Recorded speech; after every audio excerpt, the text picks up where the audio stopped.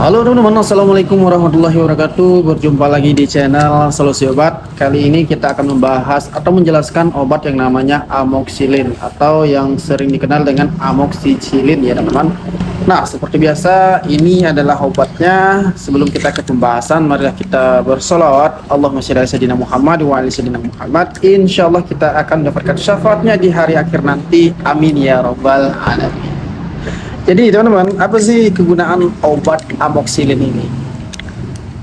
Nah, amoxicillin ini adalah obat antibiotik yang digunakan untuk mengatasi berbagai penyakit akibat infeksi bakteri seperti infeksi telinga, tonsilitis atau bronkitis. Bronkitis ya teman-teman. Nah, obat ini hanya boleh digunakan berdasarkan resep dokter. Jadi teman-teman yang ingin membeli obat ini harus menggunakan resep dokter ya teman-teman. Kecuali obat ini diberikan langsung oleh dokter yang menangani teman-teman semua. Tapi jika teman-teman membeli di apotek, ini harus menggunakan resep dokter. Oke? Nah, cara kerja obat ini menghambat pembentukan dinding sel bakteri sehingga bakteri penyebab infeksi akan mati. Nah, amoxicillin ini tidak bisa digunakan untuk mengatasi infeksi virus ya teman-teman, seperti flu atau mononukleosis. Nah, bahkan penggunaan amoxicillin untuk infeksi mononukleosis dapat menyebabkan efek samping ruam di seluruh tubuh. Nah, kemudian kita ke dosis obat amoxicillin ini atau amoxicillin ini teman-teman.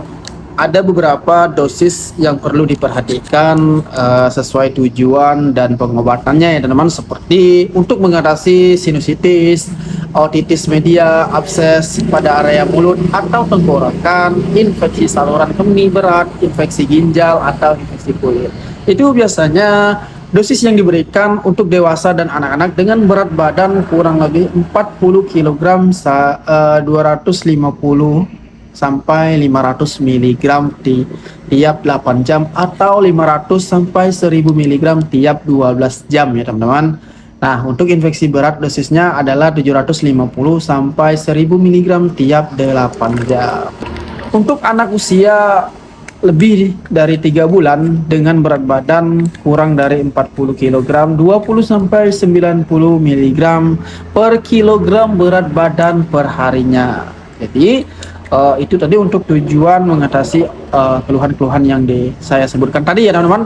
Kemudian untuk tujuan mengatasi faringitis, nah atau tonsilitis akibat infeksi streptococcus. Nah, ini dosisnya untuk dewasa 500 mg tiap 8 jam atau 750 sampai 1000 mg tiap 12 jam.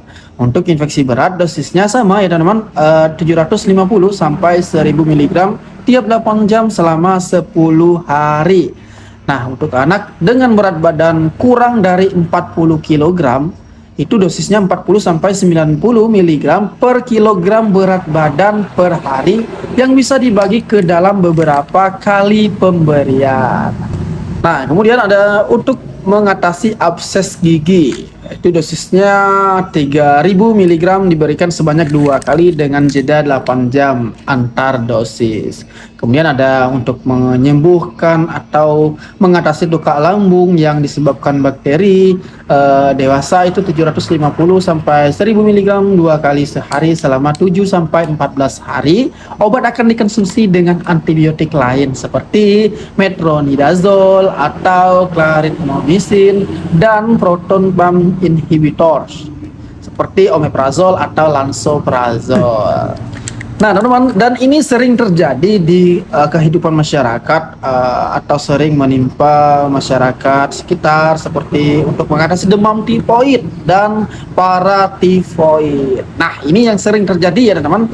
Untuk dosisnya perlu teman-teman ingat, catat juga nggak apa-apa, itu 500 sampai 2000 mg dikonsumsi setiap 8 jam.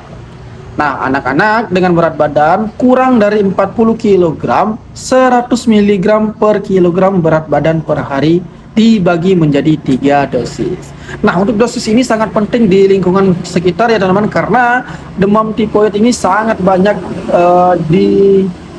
dirasakan atau didapatkan oleh masyarakat sekitar. Karena penyakit ini sangatlah umum ya teman-teman.